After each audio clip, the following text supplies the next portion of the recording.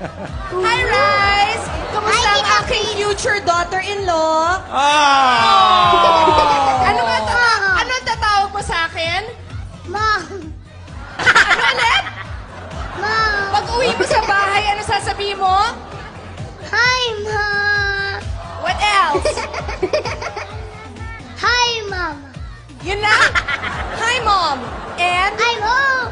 Yun. First Bimbi! Mag-kiss ka sa future mother-in-law mo.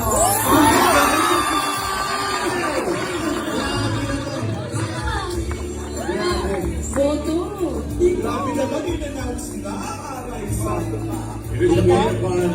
I love you. Ano na? Ang laki ng ginanda mo. Wow!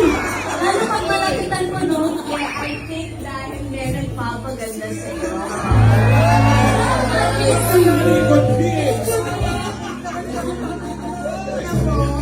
Ako ang wardrobe niya. So, nung nakita ko, ay, may letter R.